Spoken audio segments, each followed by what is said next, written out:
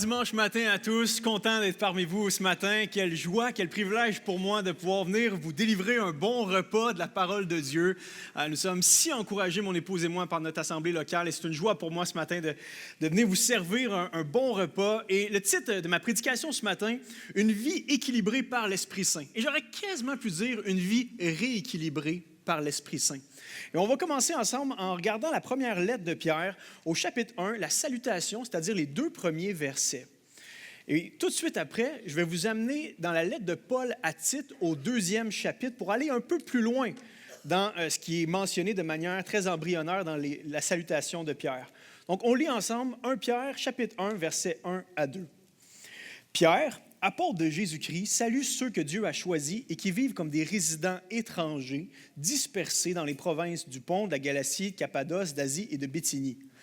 Dieu, le Père, vous a choisis d'avance, conformément à son plan, et vous avez été purifiés par l'Esprit pour obéir à Jésus-Christ et bénéficier de l'aspersion de son sang, que la grâce et la paix vous soient abondamment accordées.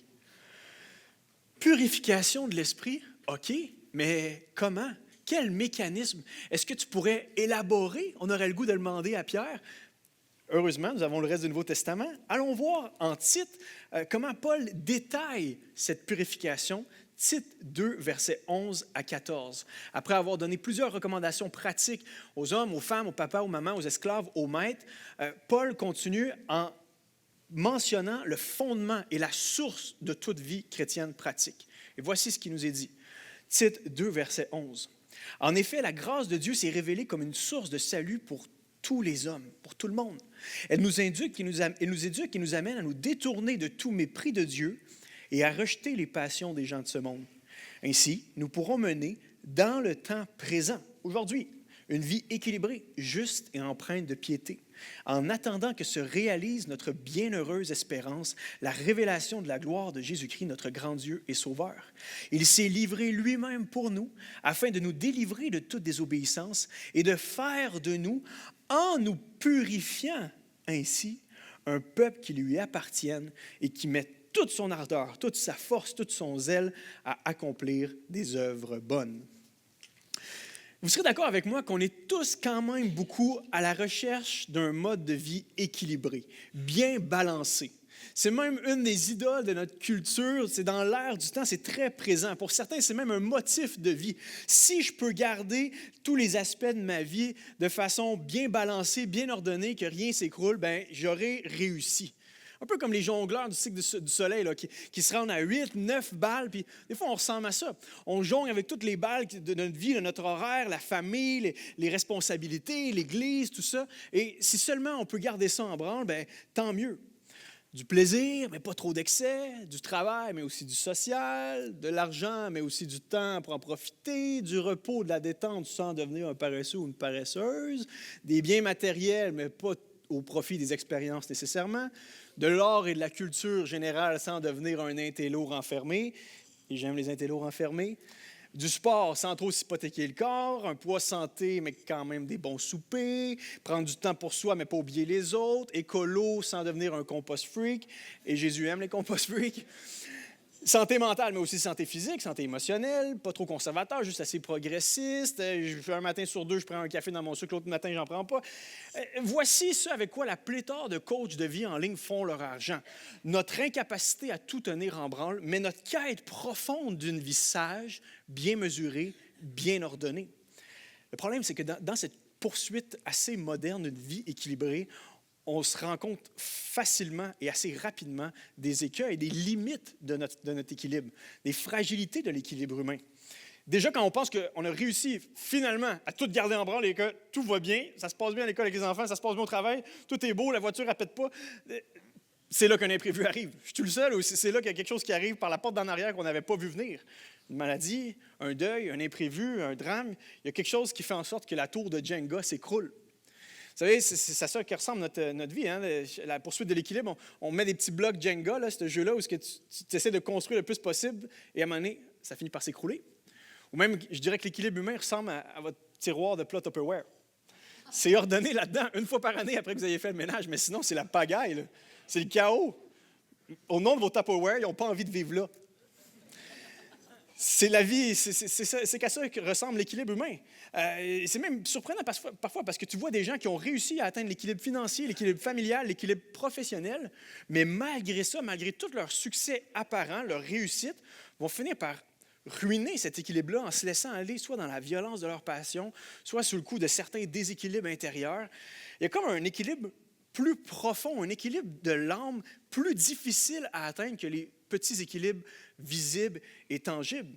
Parce que sinon, là, on arrêterait de voir des gens très, très riches ou des gens très, très couronnés, des gens très, très admirés sombrer dans la dépression, sombrer dans le déséquilibre mental, sombrer dans la consommation, sombrer dans vraiment la déshumanité.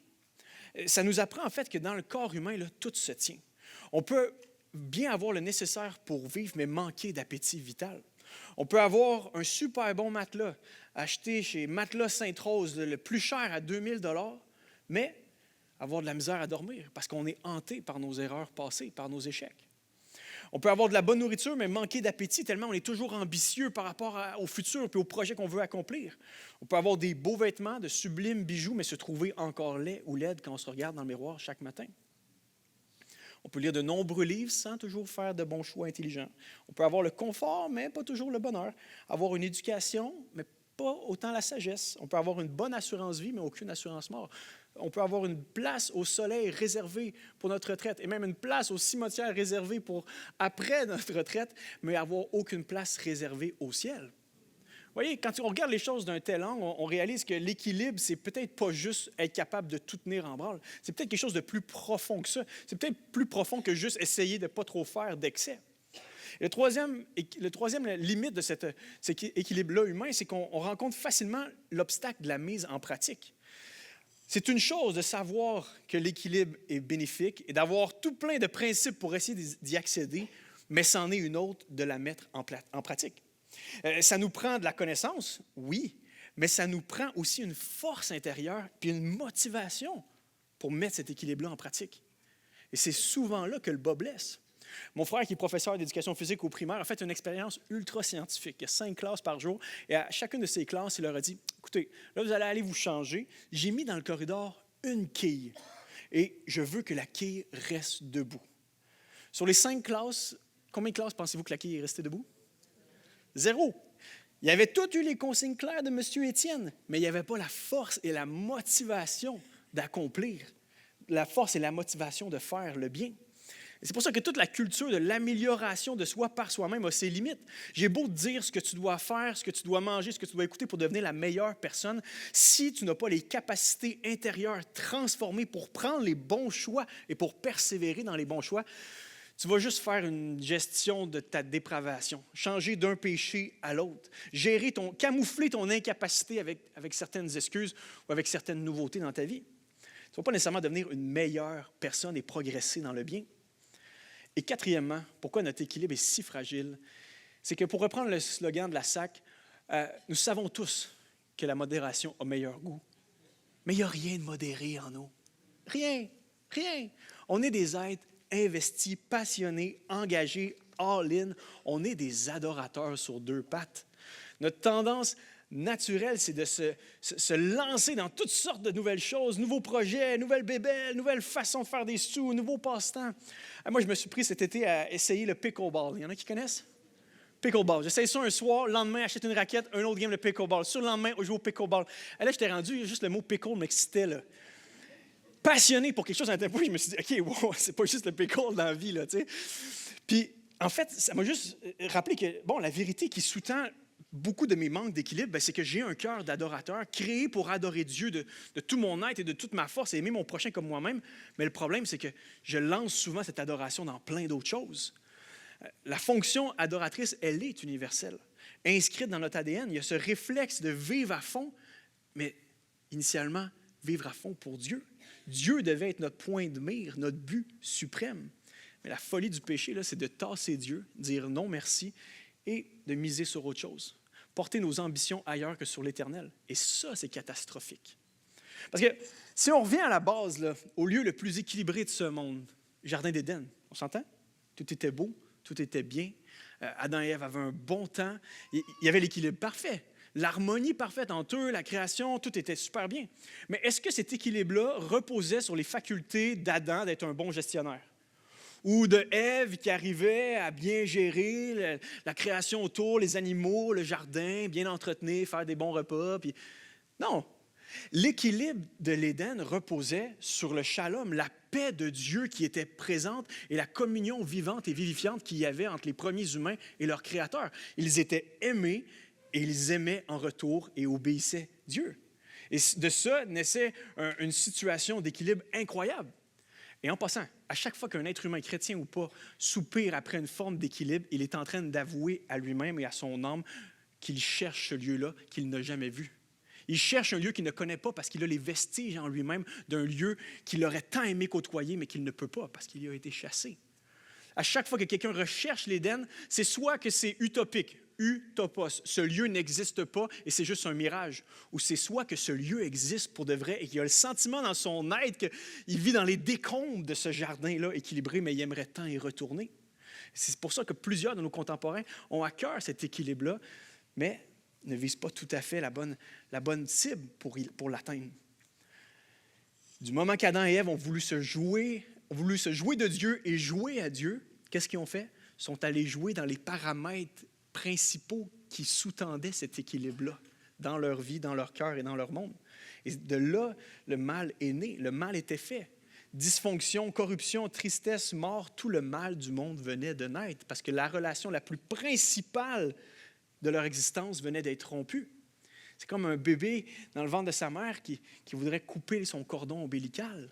Non, fais pas ça. Tout dépend de ça. Ta vie dépend de ça. Tout l'équilibre que tu penses avoir par toi-même dans la bédaine de maman est en fait pourvu par quelqu'un de plus grand que toi. Mais depuis qu'on a mis le pied en dehors du jardin d'Éden, nous sommes désorientés dans un monde débalancé avec un cœur bien souvent, moi le premier, déséquilibré. Sans Dieu, nous sommes déconnectés du lien le plus vital de notre existence. La bonne nouvelle de l'Évangile nous percute exactement ici, parce que par les mérites de Jésus et son œuvre à la croix, le Saint-Esprit nous offre gratuitement et maintenant un recalibrage initial par la foi. Le Saint-Esprit, et c'est mon premier point, offre par l'œuvre de Jésus un recalibrage initial. Et ça, c'est une vraiment bonne nouvelle. Vous savez pourquoi? Parce que si le problème principal de l'être humain est un problème spirituel, ça prend une solution de nature spirituelle. Ça prend une reconnexion spirituelle avec notre Créateur, et c'est exactement le début de la grâce de Dieu, c'est le début de l'Évangile. Tite 2, verset 11, « La grâce de Dieu s'est révélée comme une source de salut pour tous les humains. » Déjà, l'Évangile annonce clairement la première chose que Dieu vient faire pour rétablir l'équilibre entre ciel et terre, c'est d'offrir un pont entre ciel et terre en la personne de Jésus. Dieu était en Christ, réconciliant les hommes avec lui-même sans tenir compte de leurs fautes. 2 Corinthiens 5, 19. Tite 2, verset 14, « Il s'est livré lui-même pour nous afin de nous délivrer de toute désobéissance et de faire de nous, en nous purifiant ainsi, un peuple qui lui appartienne. » Qui opère cette purification initiale du cœur humain? Le Saint-Esprit. Et c'est clair en 2 Thessaloniciens 2, 13. Dieu vous a choisi pour que vous soyez les premiers à être sauvés par l'action de l'Esprit qui vous a purifiés. Un esprit purificateur qui nous est accordé grâce à l'œuvre expiatoire de Jésus. Jésus prend notre gâchis. Jésus prend notre messe sur ses épaules et nous offre sa pureté. Et ça nous est appliqué par le Saint-Esprit. Et si on est honnête un instant, nos vies ne sont pas roses. Nos passés sont assez messy. Nos passés sont pleins d'erreurs, sont pleins de gâchis. Mais l'œuvre de la croix nous offre un grand nettoyage. Et c'est ce que l'Esprit Saint vient faire de façon tellement souveraine, libre et mystérieuse. Mais il le fait. Il prend nos vies et il les nettoie, les purifie d'un coup. Non pas qu'on est parfait d'un coup, mais on a accès tout d'un coup à un autre inventaire de munitions, une autre vision complète de la vie. Nous sommes soudainement reconnectés à Dieu. Il y a quelques mois de ça, j'étais allé aux États-Unis avec ma femme et les enfants. Et un beau soir, les enfants sont gardés par les grands-parents et nous, on décide d'aller faire l'épicerie. Il y a quoi de plus fatigué que 2 parents à 8 heures qui font l'épicerie? On rentre là, puis les Américains, je les aime, mais des fois, ils font des choses américaines. Et j'arrive là, et la chose américaine, cette fois-ci, c'est qu'il n'y a pas de panier. Moi, ma femme, on split la liste et je poursuis dans les allées. Et dans la souveraineté de l'Éternel, je vois une belle pile de boîtes. Ah, merci Seigneur. Et je prends une grosse boîte en carton et je commence à remplir mon stock là-dedans, mettre du canage, je vais chercher du lait. Et tout à coup, alors que ma boîte est bien pleine et que je suis au beau milieu de l'épicerie, ce qui devait arriver arriva. Le lait commence à gicler, les olives s'en vont en courant. Je savais que j'allais finir en prison, mais je pensais que ça allait être pour l'Évangile, pas pour ça. Et là, je vois ma femme au bout de l'allée qui passe, me regarde et continue. Je pensais que c'était pour la vie, chérie, dans le meilleur et pour le pire. Mais là, de nulle part, je me fais taper en arrière de l'épaule. Juste un cool guy américain qui me dit en anglais, « Hey, mon homme, je m'occupe de ça. Continue. » Tu me diras pas ça 2 fois. Et là, je me recule tranquillement. Puis là, je me dis, ah, ça doit être un employé. Non, le gars, c'est un citoyen normal qui vient faire son épicerie. Il a son panier en arrière, tout ça. Il a juste décidé de dire, je m'occupe de ça. Et moi, je me recule. Et là, je le vois. Là, il prend en charge la scène de crime, va chercher les employés pour venir nettoyer ça. Il fait comme si c'était lui qui avait fait le dégât, là. Moi, je suis juste comme, merci Seigneur. Et après, je me suis dit, hey, man, c'est tellement ça l'œuvre de Jésus. Le Saint-Esprit qui nous tape en arrière de l'épaule puis qui dit, je m'occupe de ton mess, tasse-toi.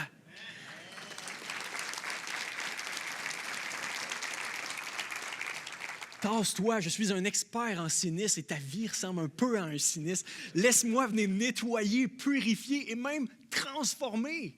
Et ça, c'est beau, on le voit dans la Bible, des témoignages de gens qui, alors qu'ils comprennent qui est Jésus, reçoivent par le Saint-Esprit, le voile est levé. Tout d'un coup, il y a non seulement une purification des péchés, mais il y a une transformation immédiate. L'apôtre Paul, qui cherchait à être meurtrier des chrétiens, tout de suite désire être en communion avec les chrétiens. Zachée, qui était un grand voleur, décide de donner sur le coup. Je veux aller donner, je veux restituer, je veux même en donner plus. Le gardien de prison, Philippe, qui maltraitait les prisonniers, tout d'un coup, veut prendre soin des prisonniers. Onésime, le fugitif, qui était inutile aux yeux de son maître, Paul écrit, il est utile maintenant, il est rendu un serviteur fidèle. Et je pourrais continuer, et j'ai la chance avec mon ministère de rencontrer des gens, et particulièrement ces temps-ci, des jeunes hommes de mon âge, puis je prends des cafés, puis je vais manger avec les gars, puis je leur dis souvent, bien, raconte-moi un peu ton histoire, comment ça s'est passé, et ils commencent à me déballer leur histoire, puis c'est des gars qui n'ont aucun background chrétien, aucune influence chrétienne, et ils commencent à me dire qu'ils ont écouté quelqu'un sur YouTube, puis là, ça leur a amené une quête spirituelle, un autre qui me dit, j'ai acheté une Bible, j'étais sur la route pour aller à Québec, j'ai arrêté d'un Renaud Bré, j'ai acheté la seule Bible que j'ai pu trouver, une King James, y a-t-il quoi de plus incompréhensible qu'une King James. Mais pendant 4 mois, il lit la Bible, ça lui procure une paix. Et c'est un YouTuber connu, là. Il se fait inviter à New York dans les événements, puis il arrive là, puis il était là, puis il me dit, moi, j'étais là avec ma King James, puis soudainement, j'avais plus envie de fumer, j'avais plus envie de faire ça. Il y avait quelque chose qui se passait dans moi, je comprenais rien. Mais moi, je le sais, c'est souverainement l'Esprit Saint qui était en train de faire un travail de transformation au contact de la parole de Dieu. L'Esprit transforme. Puis tu sais, je sais que des fois, on rencontre des gens puis on dit, celle-là, ça sera impossible. Celui-là, il est trop loin. Tu as raison, vous avez raison, c'est impossible. Mais ce qui est impossible à l'homme n'est pas impossible à l'Esprit de Dieu. Dieu peut le faire. Le Saint-Esprit purifie, le Saint-Esprit transforme et le Saint-Esprit, dans sa grâce, réoriente notre cible de vie. Vous avez été purifiés par l'Esprit pour accomplir, pour obéir à Jésus-Christ et bénéficier de son sang, pour bénéficier du nouvel état d'enfant de Dieu. L'Esprit, là, comme un bon père, nous donne ce qu'il y a de mieux. Non seulement il nous tire de notre gâchis, mais il nous conduit vers une vie pleine, riche et abondante. Il nous conduit vers l'obéissance à Jésus. La rédemption et la sanctification sont extrêmement connectés. L'Esprit ne fait pas juste un grand nettoyage de notre vie, il nous introduit dans une nouvelle vie ancrée dans la parole de Dieu qui poursuit la vertu, qui poursuit la justice. Dieu nous met à part pour lui, il nous sort des ténèbres, mais il nous apprend à vivre pour lui. On peut quasiment dire, là, à un certain point, que la sanctification, ce n'est que l'apprivoisement de notre justification. J'apprivoise, c'est quoi maintenant vivre pour Jésus et non pas pour moi? Dieu ne se soucie pas juste de notre salut, il se soucie que nous marchions en sauvés. C'est ça la sanctification, voir et vivre comment Jésus a tout garanti, tout accompli, tout fait à notre place et simplement marcher à sa suite dans cette transformation qui est la sanctification. Et en fait, c'est une question d'orientation, c'est comme ça que le texte nous le présente. La grâce nous enseigne à nous détourner du mépris de Dieu et à se tourner vers quoi? Une vie qui court vers Dieu. Elle nous amène à nous détourner de tout déni, de toute moquerie de Dieu. Et peut-être je ne vous apprends rien, là, mais sans la grâce de Dieu, le meilleur que puisse produire l'être humain, c'est du mépris de Dieu. Et si vous ne me croyez pas, allez retourner voir la cérémonie d'ouverture des Jeux olympiques. Tu prends l'intelligence artistique de Paris, de France, et tu les mets ensemble, et ce qu'ils trouvent à faire, c'est ridiculiser la plus belle scène de toute l'humanité. Sans Dieu, l'être humain finit par dénier, par nier, par moquer, par affronter subtilement ou intérieurement ou extérieurement son propre Créateur. Mais si le début de la folie, c'est de rejeter Dieu, eh bien, le début de l'équilibre et de la sagesse, c'est de courir vers lui, c'est d'avoir une sainte crainte vers lui. Soudainement, on veut suivre Jésus sur le sentier étroit de la vie. Et c'est pour ça que je peux dire que l'équilibre biblique n'est pas tout à fait comme l'équilibre de ce monde. Parce que l'équilibre de ce monde, je pense, se fourvoie en disant il faut tout tenir en branle et là, il faut essayer qu'il n'y ait rien qui lâche, il n'y a rien qui pète, il n'y a rien qui est gâché là, et tout va bien se passer. En fait, c'est un équilibre statique et immobile où on essaie de se jouer un petit peu au roi du monde. Mais l'équilibre chrétien, ce n'est pas ça. C'est une personne purifié par le sang de Jésus, qui est appliqué par le Saint-Esprit dans sa vie et qui décide, et qui, pas après pas, décide de suivre Jésus sur un sentier étroit, et je dirais même sur une corde raide, décide de lui faire confiance, puis des fois, c'est vacillant un peu, et continue ce chemin-là, et tout à coup, il se retourne, puis dit « Hey, par la grâce de Dieu, j'ai fait tout ça. » Et j'ai réussi à avoir cet équilibre-là parce que je suivais qui? Je suivais mon maître, Jésus, au bout de la ligne. Et vous savez que même les sociologues actuels, non-croyants, ont tendance à dire maintenant que l'être humain n'est pas toujours en train de faire des calculs de probabilité puis agir selon la science puis aller ouvrir des revues de littérature pour savoir comment se comporter. Puis, parce qu'on aime ça se dire selon, on est issu des Lumières, la raison humaine va nous guider. Non, l'être humain, il est téléologique. Il est toujours en train de viser une finalité quelconque. Et c'est ça qui motive ses actions. Il est, au fond, adorateur. Quand vous êtes allé voir votre première date, vous avez eu votre première date avec votre épouse, là. Vous êtes rentré dans le restaurant, vous aviez les yeux fixés sur une personne, cette femme-là, cette fille-là que vous alliez rencontrer. Je parie que vous ne vous rappelez même plus si le serveur c'est un gars ou une fille, vous ne vous rappelez même plus ce que vous avez mangé, vous ne vous rappelez plus des détails de la pièce, vous n'aviez qu'un seul but, cette personne-là que vous alliez rencontrer. Et c'est comme ça que se passe la vie chrétienne.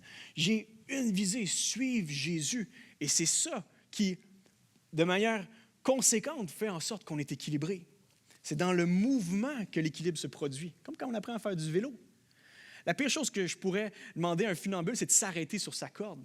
Il a besoin de marcher pour rester en équilibre. Et même si ce matin, je disais, tout le monde se lève, levez-vous pas, mettez-vous sur une jambe comme ça, sauf une personne, tout le monde, vous êtes obligé de regarder vos pieds, sauf une personne peut regarder au loin. J'aurais tendance à parier que cette personne-là va tenir plus longtemps parce qu'elle a un point visé au loin. Tandis que ceux qui sont statiques, immobiles, sont moins enclins à rester en équilibre. Eh bien, c'est ça l'équilibre chrétien. Je suis Jésus de tout mon être, du mieux que je peux, et voilà que ça fait en sorte que je m'éloigne du déséquilibre. Qu'est-ce qui fait en sorte que je ne verse pas dans le carriérisme? Ben, c'est parce que je suis Jésus. Et je sais qu'être quelqu'un, être le plus humain possible, ce n'est pas d'avoir une carrière nécessairement pleine de succès. C'est de suivre mon maître. Qu'est-ce qui fait que je veux être un parent, un grand-parent aimant, plein de bonté, de sacrifice pour les miens? Ben, j'aime Jésus. Son sacrifice est la chose la plus importante de ma vie. J'essaie d'embarquer dans le même mouvement. Qu'est-ce qui fait que je pardonne mes ennemis, que je ne rends pas œil pour œil, dent pour dent, que je ne suis pas dans la vengeance? Ben, mon maître a une douceur et une humilité que je veux reproduire. Qu'est-ce qui fait que je ne veux pas offrir mon corps au sacrifice comme un sacrifice au Dieu du plaisir, de l'hédonisme, de la sensualité, de l'infidélité? Ben, parce que j'aime Jésus et je crois à sa parole et je pense qu'il a de mieux ce qu'il y a de mieux pour moi. J'ai plus confiance à sa parole qu'à mes intuitions. Qu'est-ce qui fait que je juge de retenue dans mes ambitions, même pour une partie de pickleball? Parce que j'aime Jésus et j'aime ce que Jésus me dit d'aimer. Et si Jésus me dit de prioriser mon prochain, prioriser ma famille, prioriser les choses du royaume, je veux les prioriser. Parce que Jésus est mon maître, il est ressuscité pour moi. Le coach de vie ou celui qui a écrit un livre, il n'est pas mort pour mes péchés, mais lui, il est mort pour mes péchés. Il mérite que je le suive sur le sentier étroit de la vie. L'équilibre n'est pas quelque chose à poursuivre en soi. C'est le sous-produit d'une relation positive à Dieu en marchant à la suite de Jésus, à l'écoute de l'Esprit. Et quand je dis ça, à l'écoute de l'Esprit, je veux juste clarifier, parce que pour certaines personnes, marcher par l'Esprit et écouter la voix de l'Esprit, c'est comme être toujours sous l'influence d'un radar spirituel qui les envoie un peu partout, comme une poule pas de tête, prendre un café chez Starbucks au lieu d'aller chez Vano ce matin parce que je sens que l'Esprit m'a dit ça, je vais mettre une robe rouge ou une autre. L'esprit est libre, l'esprit peut faire ce qu'il veut, et parfois l'esprit peut nous dire des trucs très bizarres, puis c'est correct qu'on les mette en pratique parce qu'on pense vraiment que ça vient de Dieu. Mais je veux juste nous rappeler que l'œuvre principale de l'esprit, là, c'est de nous amener à obéir à Christ et à glorifier le Père dans nos vies, dans nos foyers et dans nos cœurs. Le Saint-Esprit ne s'amuse pas à nous envoyer à gauche, à droite. Là. Je parie que c'est plus notre chair, parfois, et peut-être même des influences démoniaques qui nous amènent à courir un peu comme des poules pas de tête. L'Esprit a pour but de nous rappeler l'œuvre de Jésus. L'Esprit nous amène à suivre et à appliquer la parole de Dieu dans nos différents contextes. L'Esprit augmente notre amour pour Dieu et notre dédain pour le mal. L'Esprit produit en nous ce qu'on ne peut même pas faire pour nous-mêmes. Nous amener à aimer vraiment le Seigneur de tout notre cœur et vraiment notre prochain plus que nous-mêmes. L'Esprit, dit Paul à son jeune acolyte Tite, nous aide à rejeter les passions des gens de ce monde. On n'est plus dans ce mode qui cherche toujours à avoir plus, toujours à avoir ce que les autres ont, toujours dans un mode jalousie, toujours dans un mode convoiteur. Par l'Esprit, on est capable de vivre dans le contentement. Content avec ce qu'on a, avec ce que Dieu nous donne. Moi, je vis dans un quartier où il y a beaucoup de gens qui ont des piscines creusées, des grosses piscines hors terre, et nous, on n'en a pas. Et on est allé s'acheter une piscine à 5 piastres. Vous savez, c'est quoi une piscine à 5 piastres? Oui, c'est le genre de piscine que tu gonfles le matin pendant 1 heure. Rendu à midi, ta femme vient te voir et elle dit « Hey, dégonflé, il faudrait t'aller à regonfler. » Tu regonfles encore. Tu mets de l'eau là-dedans. Les écureuils viennent se promener, rajoutent toutes sortes de matières dans ça. Les enfants finissent par y aller à 4 heures de l'après-midi. Eux autres aussi, ils mettent toutes sortes de liquides là-dedans. Ça devient un beau petit bouillon. Et toi, tu finis de travailler à 5 heures, 5 heures et demie. Tu te dis « Je vais aller m'asseoir dans la piscine avec les enfants. » Et là, tu es là dans ta cour, dans ta piscine à 5 piastres, puis tu as tout le goût de chialer sur tous les gens autour. Tu as le goût de maudire. Qu'est-ce que je fais dans cette piscine-là? Mais au fond, ce qui rentre, c'est « Merci Seigneur, tu me donnes des enfants, puis je suis là dans l'eau avec eux. »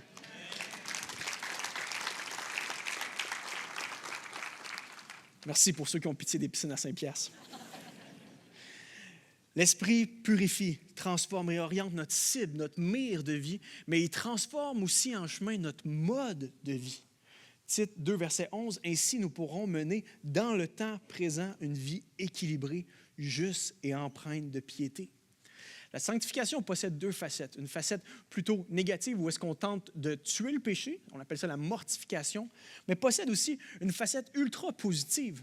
Dans le chemin étroit de la vie à la suite de Jésus, je veux être sanctifié pour devenir plus comme Jésus. Les théologiens appellent ça la christoconformité. Je veux devenir semblable à mon maître. Je deviens le plus humain possible. Dieu recrée en moi l'image qui était abîmée par le péché. Et je veux tendre vers les perfections de mon Père. C'est ultra relationnel quand tu penses à ça, la sanctification. Votre Père est plein de bonté, dit Jésus, soyez donc comme lui. C'est en imitant l'imitation de Jésus, l'imitation de notre Père qu'on a le goût de devenir plus comme lui. Et même pas, n'est-ce pas que même dans la vie, ça fonctionne un peu comme ça? On regarde des chrétiens plus âgés, des chrétiens plus mûrs agir et on se dit, il touche ou elle touche à quelque chose de vraiment beau. Oh, une application de l'amour tellement sentie, tellement sensible avec les gens autour d'elle, autour de lui. Et on se dit, je veux devenir comme ça. On se laisse imprégner par leur vie, tout comme on veut se laisser imprégner par la bonté du Père. Je me rappellerai toujours avant d'être chrétien, il faut que je vous fasse une confession, j'étais un arnaqueur professionnel. J'étais un menteur, j'étais même un voleur et je camouflais mes mensonges. J'étais toujours en train de couvrir mes demi-vérités. Et il est arrivé une expérience, quelques années après m'être converti, seulement quelques années. J'étais avec mon beau grand-père, le grand-père de mon épouse. Et on venait de vider l'épicerie. En fait, c'était dans un panier d'épicerie. Il m'arrive beaucoup de choses avec les paniers d'épicerie. Et là, je finis de prendre le dernier article. On est dans un stationnement de condo, tout ça. Et je finis de vider le panier d'épicerie. Et le panier d'épicerie décide de s'en aller. On est dans une petite pente. Et je cours après et le panier accroche le bout d'un char. Et là, je fais vite retirer le panier. Je regarde si le grand-père il a vu. Non, OK. Oh, une petite scratch. Oh, c'est bon. On passe un autre appel. Et là, je vois le grand-père qui m'a vu. Et il ne me regarde même pas. Il va voir le char. Il voit la petite scratch. Là, je le vois aller. Il ne vient même pas me parler, là. Il sait que je ne vais pas bien gérer la situation. Il va voir le condo, il va cogner au condo, il va voir la personne. La personne sort, mauvais état, elle est chialeuse, elle est vraiment pas le fun. Lui, il commence juste à y expliquer doucement, écoutez, il est arrivé ça, on a accroché avec une petite coche, tout ça. Puis le monsieur n'a vraiment pas une belle attitude, là, mais le grand-père a une attitude impeccable, vraiment un fidèle serviteur de Jésus, honnête à 100%. Puis il dit, écoutez, on est même prêt à faire la réparation. Il y a juste une mini-scratch, là, c'est une affaire de rien. Puis finalement, le monsieur fait, oh non, non, c'est correct, puis il rentre dans son condo. Mais moi, cette journée-là, j'ai eu une bonne leçon de c'est quoi une vie de justice empreinte de piété. Wow! Et je me suis dit, je veux ressembler à ça. Puis il y avait ce désir-là latent dans mon cœur par le Saint-Esprit. Je veux être juste, mais je n'avais pas eu ce contact-là, l'imitation de cette personne-là qui avait été dans la justice. Puis aujourd'hui, dès que je fais une marque dans un stationnement, j'écris un gros roman. Je vous demande 1000 excuses. Appelez-moi quand vous voulez. Ma chaîne, c'est Sam Parle. Allez voir tout ça. Puis je mets ça sur la vitre, puis je dis, let's go. Seigneur, je veux agir dans la plus grande transparence possible parce que mon Père, il est juste. Ça, c'est l'aspect positif de la sanctification. C'est pas juste lourd, c'est plaisant parce qu'on est dans le perfectionnement de ce que Dieu veut faire en nous. Et c'est différent du perfectionnisme. Hein? On ne vise pas la perfection pour la perfection. On veut être bon comme notre Père est bon. On veut être comme Jésus. On ne veut pas être Jésus. On veut être plus comme Jésus. Une légère différence, mais c'est quand même salutaire quand on comprend que l'œuvre de Dieu va seulement être achevée en nous quand on va être débarrassé de cette nature adamique pourrie, imprégnée et encore influencée par le péché. La perfection n'est pas de ce monde. Pour le chrétien, là, la mort n'est pas la fin de la vie, c'est la fin du péché et c'est là que la perfection apparaît. C'est important de se le rappeler parfois parce qu'un homme de la tronche de l'apôtre, pas de l'apôtre, mais de Jacques, le frère du Seigneur, pouvait dire « Nous bronchons encore de plusieurs façons et nous bronchons encore dans ce monde. » Mais la sanctification nous amène à progresser. En fait, la sanctification est la vraie démarche d'amélioration de soi. Vous connaissez ça dans notre société, le mythe de la meilleure personne? Même parfois, je ne sais pas pour vous, quand je partage ma foi, les gens se disent « Oh, il range ça dans « il veut devenir une meilleure personne, c'est bien, c'est bon pour lui. » Paru dans le magazine 7 jours cette semaine, c'était la page de couverture « Roxane Bruno, transformée ». Et là, tu lis « J'ai consulté une nutritionniste, je vois un psy, je fais tout pour que la machine puisse fonctionner le plus longtemps possible. » C'est classique de notre ère. Hein? On fait le vide, on voit un thérapeute, cherche à se transformer avec les nouveaux conseils du jour. Je fais des jeûnes intermittents, je mange des pleurs de citron, je prends des bains froids, je mange plus de viande rouge. Puis, il y a sûrement plein de trucs qui sont bons là-dedans, mais ça nous indique à quel point là, l'être humain sent qu'il a besoin de transformation et veut devenir une meilleure personne. Le seul hic, là, c'est que le mythe de la meilleure personne, le chemin de l'amélioration de soi tel que conçu par notre monde, est à un abîme de différence avec la sanctification par le Saint-Esprit. C'est pas du tout la même chose. Déjà, le but est complètement différent. Le non-croyant qui veut devenir une meilleure personne cherche ultimement sa propre gloire. Le chrétien cherche la gloire de Dieu, même par ses progrès. Le non-croyant, même par ses meilleures actions et ses plus grands exploits, s'attend à quelque chose qui va lui revenir en arrière de la bande. Et même des actions qui paraissent très, très vertueuses peuvent être dans le fond très pourries parce qu'elles sont motivées par un cœur ultra égocentrique. Ça va-tu m'être profitable, ultimement, ma générosité? Deuxièmement, la vitesse de croisière est différente. Dans la culture de l'amélioration de soi, qu'est-ce qu'on veut? On veut des résultats. Dans la culture de la sanctification, eh bien, on le sait que, premièrement, que c'est un processus de vie et on est prêt à prendre le chemin ardu, même si c'est plus long, mais on veut que ce soit une vraie transformation. Et en passant, vous savez, la seule chose qui pousse vite, les mauvaises herbes. Différence de finalité aussi. Un pécheur, du côté de l'amélioration de soi, c'est un pécheur qui devient peut-être un peu moins pécheur. La sanctification, ce n'est pas vraiment ça à la base. C'est un saint pardonné, justifié, réconcilié, qui apprend à marcher comme un saint pardonné, réconcilié et justifié. C'est quelqu'un qui est pardonné. Oui, merci Jésus. C'est quelqu'un qui est pardonné en principe et qui apprend à vivre comme un pardonné en pratique. C'est totalement différent. C'est beaucoup plus chill. C'est beaucoup plus fun. Ça reste dur, la sanctification, mais Jésus a quand même dit, venez à moi, votre fardeau va être léger, doux et léger.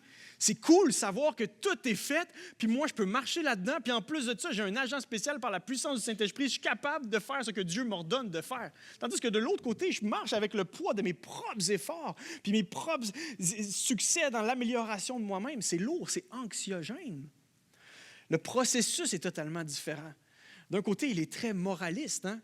Fais tout en ton possible pour t'améliorer. De l'autre côté, c'est j'ai tout fait. Jésus te dit, je t'aime, va et ne pêche plus. Et toi, tu marches dans ce sentier-là. Et c'est pour ça, c'est une des raisons pour lesquelles je crois qu'on va encore et toujours trouver des non-croyants qui ne veulent pas reconnaître Jésus comme étant le Fils de Dieu, plus vertueux que certains croyants. Parce que prenons un cas de figure. Prenons quelqu'un dont la vie est vraiment maganée et qui, au niveau de la moralité, score un 2 sur 10. Vraiment quelqu'un de tordu, d'assez croche dans la vie. Mais ce gars-là découvre Jésus, vient à Jésus, plie le genou devant Jésus, décide de vivre pour Jésus. De l'autre côté, tu prends quelqu'un qui est quand même issu d'une bonne éducation, puis il a des bonnes vertus, puis il a cultivé quand même sa vertu, puis personne n'est contre la vertu. Mais cette personne-là score un 7 sur 10, on va dire, au niveau de la vertu.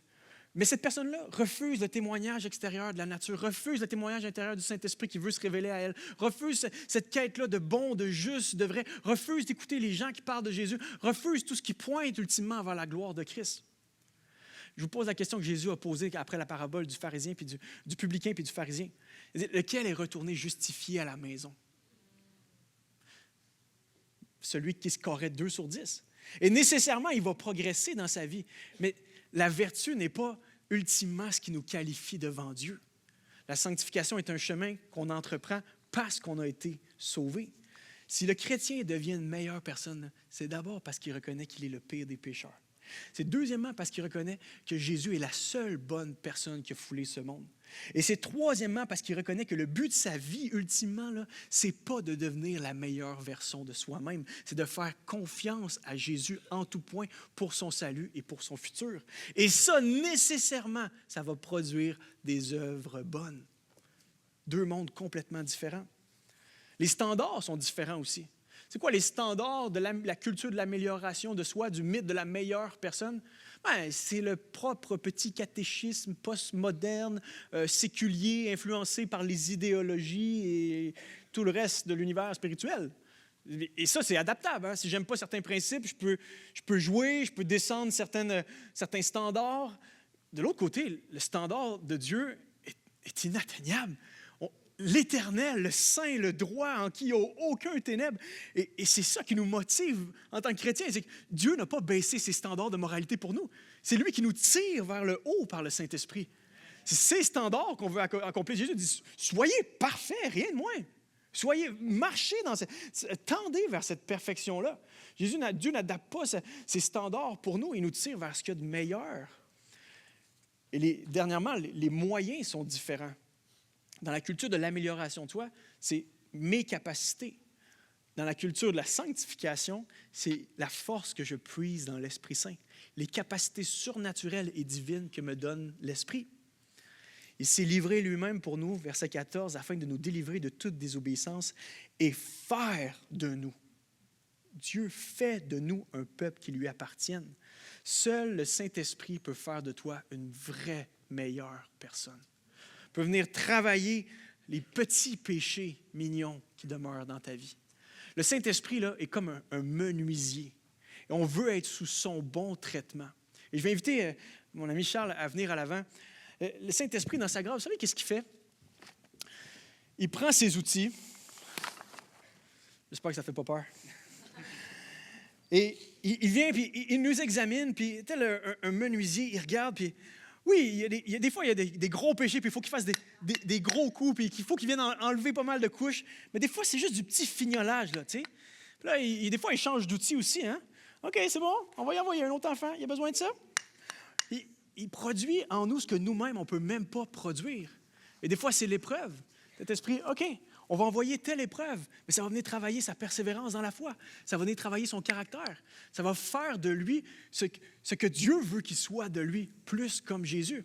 Et c'est ce que le Saint-Esprit fait. Et examinez comment c'est beau. Le Saint-Esprit, c'est un bon artisan. Il est dans la finition, dans le peaufinement, dans le fignolage. Ça, c'est glorieux, là. Même dans nos plus banales pensées, même dans nos ambitions, dans nos émotions, dans tout ce qu'on est, l'Esprit Saint vient agir. L'amour n'a pas de fin. On peut toujours avoir un petit travail fait par-ci, un petit travail fait par-là. C'est ce que le Saint-Esprit fait pour vous et moi, frères et sœurs. Merci, Charles.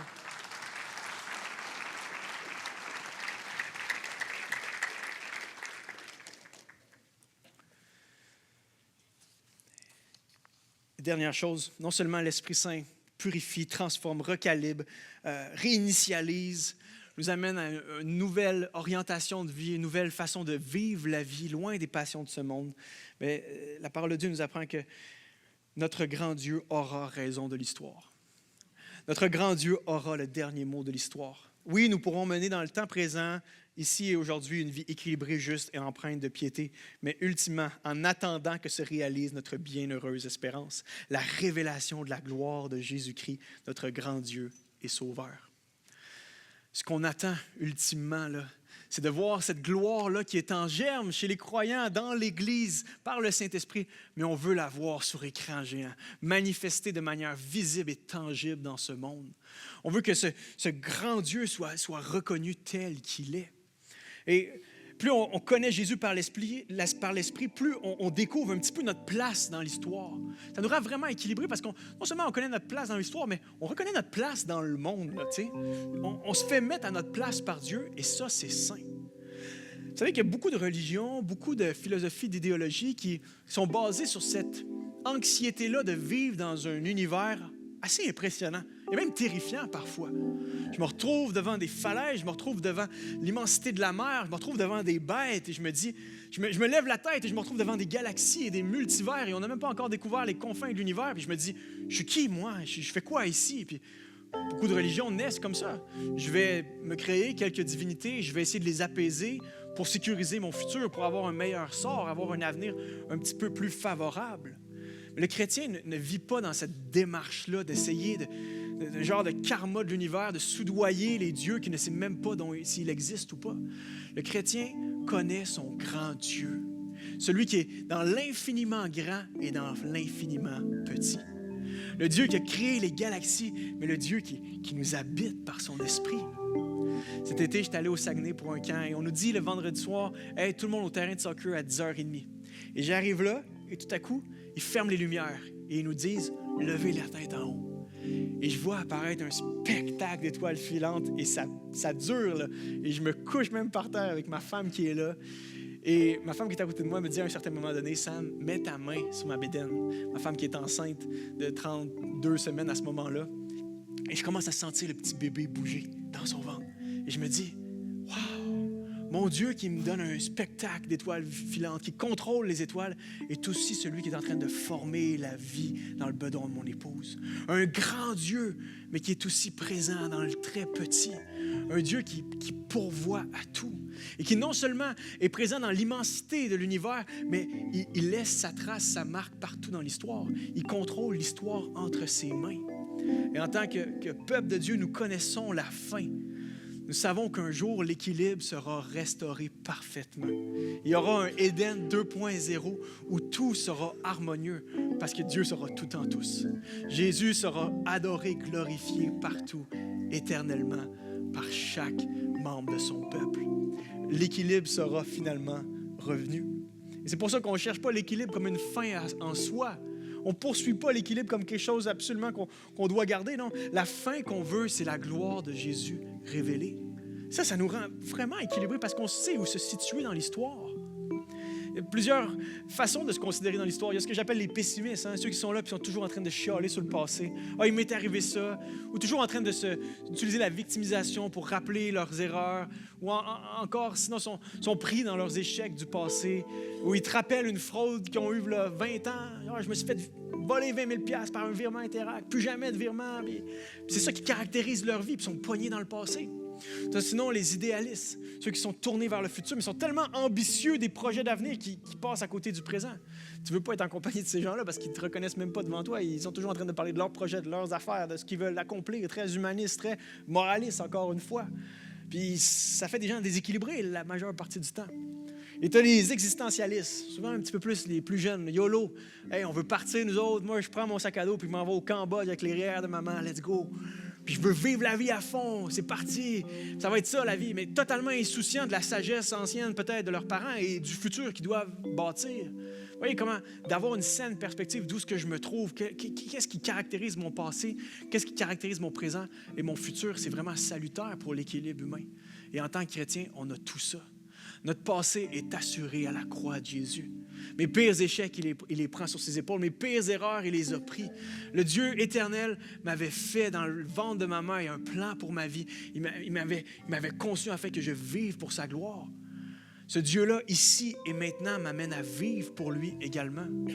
J'aimerais vous lire en terminant la tradition que Paul transmet aux Corinthiens. C'est cette tradition qu'on a l'habitude d'entendre lorsqu'on prend la communion, mais cette tradition-là, en fait, est magnifiquement représentative de l'œuvre de Jésus. Comment Jésus récapitule tous les temps en sa personne, passé, présent et futur. 1 Corinthiens 11, verset 23. « Car voici la tradition que j'ai reçue du Seigneur, que je vous ai transmise. Le Seigneur Jésus, dans la nuit où il fut livré pour être mis à mort, prit du pain. Et après avoir prononcé la prière de reconnaissance, il le rompit en disant, « Ceci est mon corps. Il est pour vous. Faites ceci en mémoire de moi. » Passé. Une action passée. De même, après le repas, il prit la coupe et dit, « Cette coupe est la nouvelle alliance scellée en mon sang. Faites ceci toutes les fois que vous en boirez. » Dans le présent, ici, maintenant. « Faites ceci en souvenir de moi. » Cette coupe est la nouvelle alliance scellée de mon sang. Faites ceci toutes les fois que vous en boirez en souvenir de moi. Donc, à chaque fois que vous mangez de ce pain et que vous buvez de cette coupe, vous annoncez la mort du Seigneur, et ceci jusqu'à son retour. Nous sommes enfermés dans cette vision-là du monde tellement salutaire. Notre passé est pris par Jésus à la croix. Notre présent appartient au Seigneur. Nous sommes pardonnés, nous sommes aimés. Et notre futur, c'est d'être avec Jésus pour l'éternité. C'est l'espérance de la gloire. C'est de prendre un verre avec Jésus. C'est comme ça que ça nous est décrit. Jusqu'au jour où vous boirez cette coupe avec Jésus.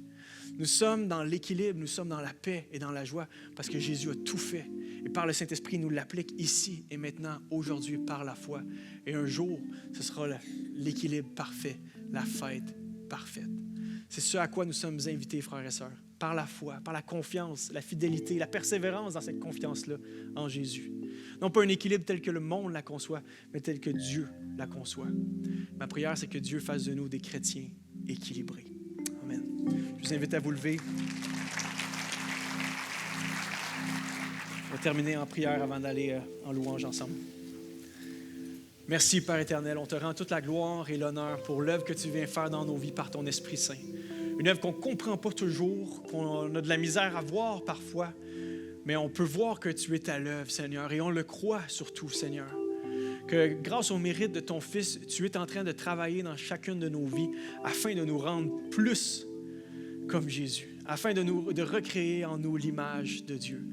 Rends-nous, Seigneur, encore plus équilibrés, non pas pour notre gloire, mais pour la tienne, Seigneur.